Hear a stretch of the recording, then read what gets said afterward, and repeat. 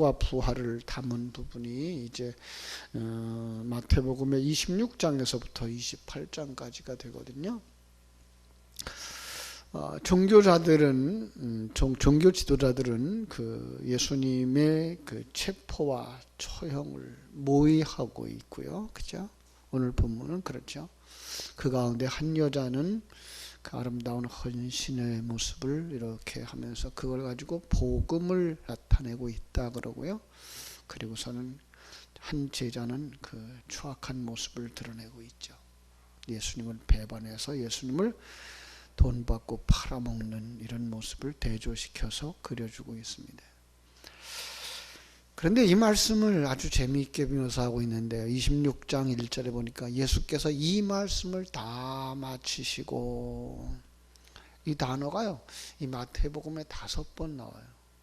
그래서 설교가 있고 명령하시는 일이 있고 비유가 있고 이렇게 말씀을 마치시고 이제 그 요단강을 건너가서 유대 땅에 들어가시는 이런 장면들이 변화되어질 때마다 말씀을 마치시고 명령을 마치시고 이렇게 말씀하시는데, 여기서는 그것도 말씀을 다 마치시고 이렇게 해서 모든 설교가 이렇게 마감되어진 그런 것을 우리에게 보여주고 있는 거예요. 그리고서 말씀을 마치신 다음에 뭐 한다고요? 제자들에게 이르시되 너희가 아는 바와 같이 이틀이 지나면 유월절이라 인자가 십자가에 못 박히기 위하여 팔리리라. 예수님은 아셨다는 거죠. 예수님은 십자가에서 죽으실 것을 아셨고요. 성도들도 십자가에 죽어야 하는 걸 아는 사람들이죠. 여러분, 우리들의 삶은 그저 이 땅에서 편안하게 살아가는 그 모습이, 그 외형적인 그 모습이 아니라 우리는 영적인 모습 속에서 우리가 뭐예요? 십자가에 못 박혀 죽어야 되는 모습들인 거죠. 아, 이게 완성이구나 아셔야 되는 거죠. 예수님을 따라가는 삶, 예수님이 성령으로 잉태되어진 것처럼 우리의 출발도 성령으로 말미암아 거듭나는 것으로 시작되어지고, 주님의 그 고난과 마지막 죽음을 순환과 십자가의 고난이라고 말할 수 있다면 우리들의 일생도 정말 예수님을 따라가는 삶, 어떻게 해요? 자기를 부인하고 자기 십자가를 지는 삶. 많은 사람들이 그걸 갖다 뭐라 그래요? 힘든 일을 갖다가 자기 십자가. 그래서 믿지 않는 남편, 술주정꾼 남편을 내 십자가야 라고 말하는 사람이 있는가 하면 참 자식의 모습들 이런 것들을 가지고서 내 십자가야 라고 이야기를 하지만, 성경이 말하고 있는 건 그런 정도가 아니라는 거죠. 자기를 부인하는, 이것이 인간이라고 하는 그 속성과 그리고 세상이라고 하는 그 가치관을 벗어버리는 것이기 때문에 이게 얼마나 힘든 일인지 몰라요. 얼마나 힘든 일인지. 영적인 전쟁이고요. 그래서 요한계시록은 그걸 갖다 7인, 7나팔, 7대접으로 설명을 해서 우리 속에서 옛사람은 부서지고 무너지고 그리고 새 사람으로 완성되어져서 계시록 19장에서 신부의 모습으로 등장하는 그림을 그려주고 있는 거죠. 이렇게 우리의 일생이, 우리는 늘 영적 전쟁을 하는 사람들이다라는 사실을 깨달아 알았으면 좋겠어요. 자, 이틀이 지나면이라고 하는 부분, 그죠? 네, 마가복음은 하나의 보고 형식으로 기술하고 있는데 비해서 마태복음은 예수님이 직접 언급한 걸로 이렇게 묘사해서 더욱 생동감을 주죠. 그런데 예수님은 뭐라 그래요? 말 팔릴 거다, 내가 팔릴 거다라고 말씀하고 있어요. 자, 예수님은 지금 자기의 죽음과 십자가의 죽음과 뭘 연결하고 있는 거예요? 유월절 어린 양과 연결하고 있는 거예요. 그러니까 유월절 그들의 구원의 출발을 유월절 어린 양의 죽음으로 말미암아서 시작할 수 있었던 것처럼 이제 이 성도들의 구원이 예수 그리스도의 십자가의 죽음, 더 정확하게 말하면 그 죽음에 포함된 성도들의 죽음으로 말미암아 시작된다라고 하는 것을 이렇게 그림으로 그려주고 있는 거죠. 그래서 6월절 양 잡는 날 예수님이 십자가에 죽으셔요. 그리고 그 전날 밤 예수님은 그들에게 성만찬을 하죠. 그죠? 떡을 떼어 나눠주고 잔을 나눠주면서 이것을 기념하라라고 말씀하셔요. 그래서 그들이 6월절에 양을 잡아서 집안에서 그 양을 고기를 나눠 먹고 무교병을 먹고 쓴나물을 먹고 그리고 출발했던 것을 기억할 수 있도록 예수님의 그 마지막 십자가의 죽음 속에다가 모든 걸 담아주시고 있는 거죠. 그죠? 6월절 어린 양이라고 하는 의미는요, 나중에 이제 그 바울 사도가 그걸 설명을 하죠. 그죠? 고린도전서 5장 7절에 가면은요, 그렇게 말씀하고 있어요. 그런가 하면 요한도, 그죠? 요한복음을 기록하면서 세례 요한이 예수님을 향해서 뭐라고 말해요? 하나님의 어린 양이로다 라고 설명을 해주는 그림으로 우리에게 보여주고 있습니다.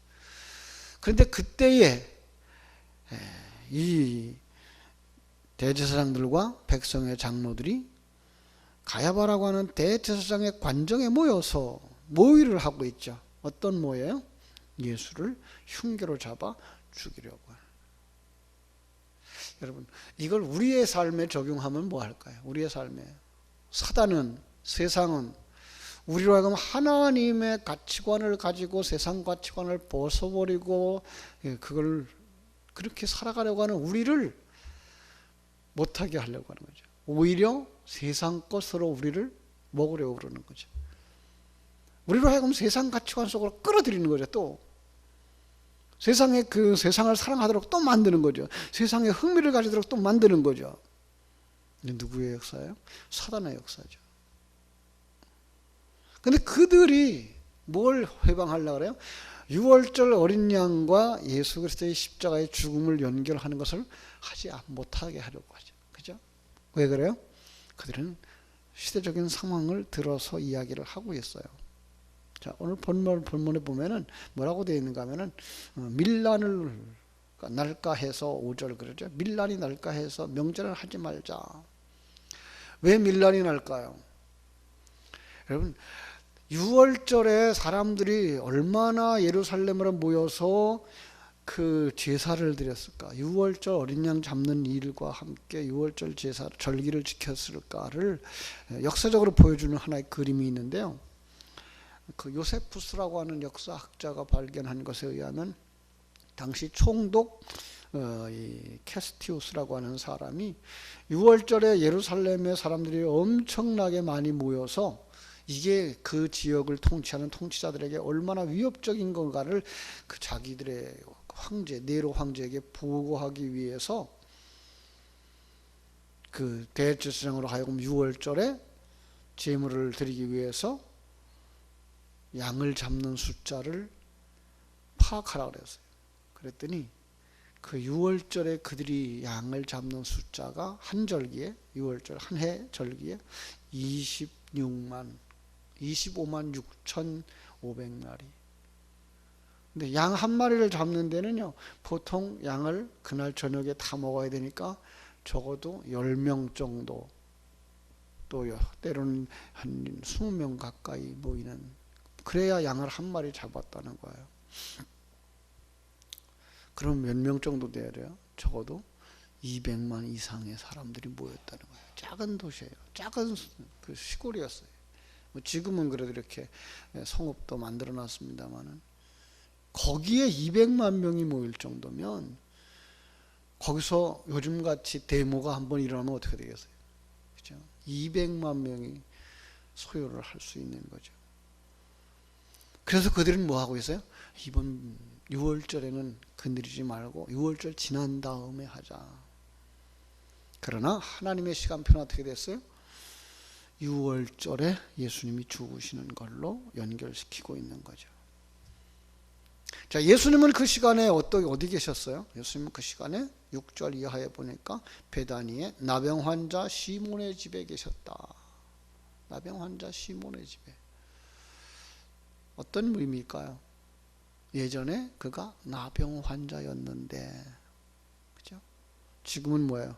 치료받았고, 예수님에 의해서 치료되어졌고, 그가 그 은혜에 감사해서 어떤 면에서 이 담례의 형식으로 예수님을 이렇게 잔치를 마련했던 것이라고 볼 수가 있을 것입니다.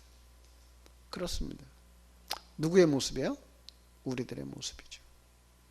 우리가 과거에 어떤 사람들이었어요? 영적 감각이 없는 문둥병자들이었죠. 하나님의 존재를 알지도 못했고, 아니 하나님이 나와 함께 하고 있는 것조차도 알지 못했고, 지금도 그러고 살아가는 사람들이 대부분입니다만은 자기의 삶 속에서 하나님이 함께 계심을 느끼고 누리고 살아갈 수 있는 사람들, 그가 뭐예요? 지금 고침받은 시몬이라고 말할 수가 있겠죠. 자, 그런데 거기에 누가 등장합니까? 7절, 한 여자가 매우 귀한 향유 한 옥합을 가지고 나와서 식사하는 예수의 머리에 부었다. 참, 다른 복음서에 보면은 이 여자가 아주 부정한 여자였다, 이렇게 얘기하죠. 자, 또 얘기합니다. 이제 부정했던 여자가 예수로 말미암아 이제 정한 자가 되어졌고, 그 은혜에 감사해서 아주 귀한 향유를 가지고 나와서 예수님의 머리에 부었다. 다른 복음서에 보면 예수님이 어디에 부어요? 발에다 부어요. 그죠? 그리고 자기의 머리를 풀어서 예수님의 발을 씻는 그림으로 그려주고 있는 것을 볼 수가 있습니다. 이 매우 귀한 향유, 구체적으로 어떤 향유인지는 몰라요. 저도 잘 몰라요. 왜냐하면 이 세상에 어떤 게 귀한 향수인지 저도 잘 모르니까요. 그런데 이 향유는 마가복음 14장에 보면 나드 향이었다 그래. 나드라고 하는 건 인도산 식물의 그 나드라고 하는 나무의 뿌리 부위에서 얻어지는 아주 휘발성이 강한 향인데, 얼마나 비싼지 이건 함부로 쓰는 것이 아니었어요. 왕에게 드려지는 이런 귀한 것이었어요. 거기에다 뭘 담는 거죠? 이 여인은 예수님을 향하여 당신은 나의 왕입니다를 고백하는 그림이 거기에 들어가 있는 거예요. 요한에 의하면 요한복음을 기록할 때에 거의 300데나리온이나 되는 돈이었다. 얼마나 비싸요? 300데나리온이면요, 이게 노동자가 1년 동안 먹지도 않고 쓰지도 않고 모은 돈이에요. 왜요? 그들의 하루 품삯이 한 데나리온이었으니까. 자기 생명값인 거예요. 당신이 내게 생명을 주셨습니다. 이게 바로 내 생명입니다라고 내놓고 있는 그림을 우리는 볼 수가 있는 거죠. 자, 성경에 나타난 그 향유를 붓는 일들은요, 제사장을 세울 때, 또 선지자를 세울 때, 왕을 세울 때 기름을 부었어요. 그럼 우리 또 한번 이렇게 표현할 수 있죠? 당신이 나의 왕입니다. 예수님, 당신은 나의 제사장입니다. 당신은 나의 선지자입니다.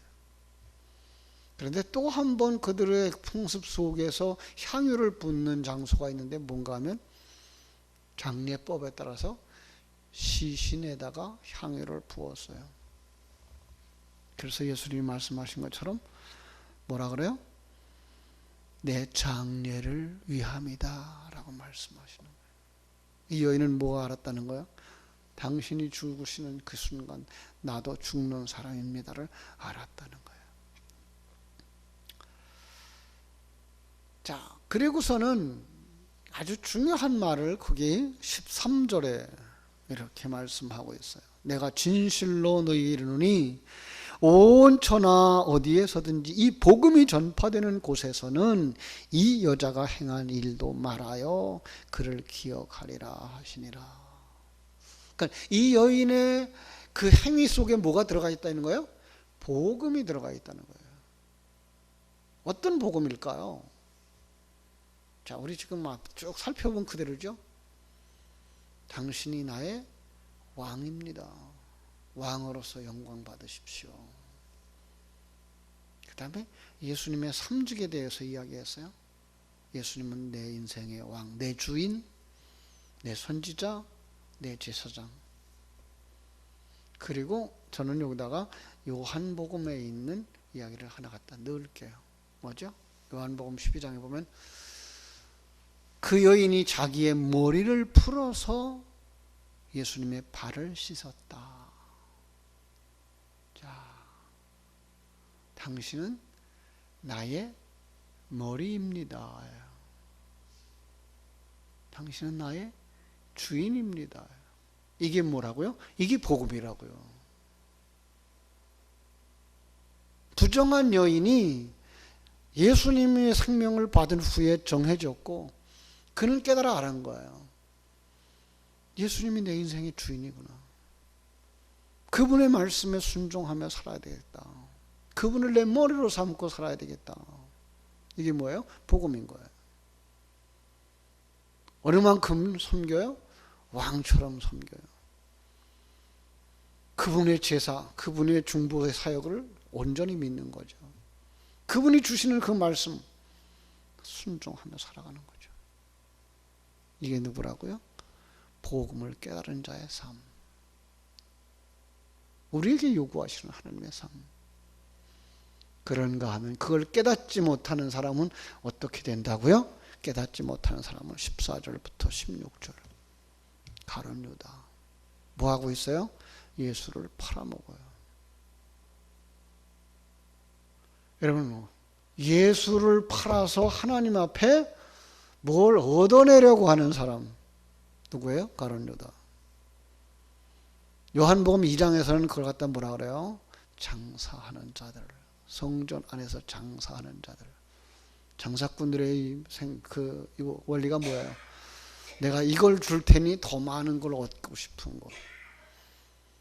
내가 당신 앞에 요만큼 헌금할 테니까 내게 더 많은 걸 주세요. 내가 당신에게 요만큼 봉사할 테니까 더 많은 걸 주세요. 이게 뭐예요? 장사꾼. 하나님이 주신 그 은혜에 대해 감사하고 감격하고 헌신하는 삶이 성도의 삶이라면 우리의 수고와 우리의 봉사를 빌미로 삼아서 하나님 앞에 더 큰 물질을 얻고 싶고 더 큰 복을 얻고 싶은 그 심리를 가지고 예수 따라가는 자가 누구예요? 가룟 유다, 장사꾼. 우리는 그러면 안 되는 거죠. 그건 뭐예요? 일반 종교인들이 가진 심리. 우리는 하늘 생명을 받고 나니까 하나님의 눈이 열려지고 하늘 눈이 열려지고 나니까 하나님이 얼마나 크신 분인지 알아. 그 계획이 얼마나 고상한 줄 알아. 그게 얼마나 복된 일인 줄 알아. 그래서 그냥 하늘에서 이룬 것 같이 하나님이 계획하신 것 같이 이루어지기를 원합니다 하고선 따라가는 거예요. 감히 어디 장사꾼의 손을 내밀어요.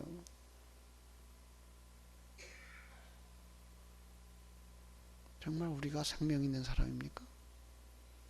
정말 우리가 예수님을 만난 사람입니까? 정말 그 하나님과 동행하는 사람들입니까? 그분의 뜻을 깊이 깨달아 알고 내 생명 드리고 내 시간 드리고 내 물질 들여서도 그게 어떤 무엇을 대가로 바라고 하는 일이 아니라 감사해서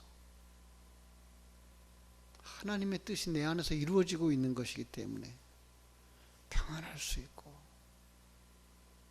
그리고 감사할 수 있고 헌신할 수 있는 복된 성도들 되시기를 주님의 이름으로 축원합니다. 기도하겠습니다. 아버지 우리 하나님 크신 은혜와 사랑을 감사하옵고 감사합니다. 사람들은 우리로 하여금 성경 속에 나와 있는 사건들과 분리시키려고 합니다. 출애굽할 때에 6월절에 어린 양을 잡았던 사건과 예수 그리스도의 십자가의 죽음과 오늘 이 시대를 살아가는 성도들이 자기를 부인하는 삶과 분리시키려고 합니다. 그러나 하나님은 하나로 묶으시고 그 속에 담아주신 진리가 얼마나 큰 것인지, 얼마나 풍성한 것인지, 얼마나 놀라운 것인지 우리로 하여금 깨달아 알게 하시기를 원합니다. 바로 여기 이 여인이 그걸 깨달은 자였습니다. 그는 왕에게나 드릴 수 있는 아주 고귀한 향유를 주님 앞에 부을 수 있었습니다. 당신이 내 인생의 왕입니다. 당신이 내 인생의 제사장입니다. 당신이 나의 선지자입니다. 당신이 나의 머리이십니다. 라고 고백하는 그 신앙의 자리에 우리를 인도하여 주시옵소서. 어리석고 미련한 자들처럼 신앙생활의 목적을 예수를 팔아서 자기의 이익을 챙기려고 하는 장사꾼의 심보를 가진 자들이 되지 말게 해주시고, 이 여인이 가졌던 믿음처럼 참으로 이 배단이 나병 환자 시몬이 가졌던 믿음처럼 은혜에 감사하고 그 하나님 앞에 내 모습 이대로 드릴 수 있는, 그리고 그것을 기뻐할 수 있는 복이 있는 성도들이 다 되게 하여 주시옵소서. 이것이 복음이며 이것이 하늘 생명을 가진 자의 삶인 것을 다시 한번 깨달아 알고, 나에게 그러한 믿음이 있는가, 헌신이 있는가 살펴볼 수 있는 저희들을 되게 하여 주시옵소서. 이 새벽에도 큰 은혜를 채워주시되, 이렇게 질병으로 고통당하는 형제들을 위해서, 또 이제 생애 마지막을 준비하는 우리 사랑하는 성도들을 위해서 기도할 수 있게 주시옵소서. 김기영 성도님은 오늘도 병원에 가셔서 의사들과 같이 병의 상황을 살피고 또 치료할 방법을 찾으려고 병원에 간다고 합니다. 좋은 의사 만나게 해주시고 시대를 따라서 필요한 약도 제공받을 수 있게 해주셔서 아버지 하나님이여 고통 속에서 노임받을 수 있게 해주시고, 무엇보다도 그가 참다운 믿음 안으로 돌아올 수 있도록 역사하여 주시기를 원합니다.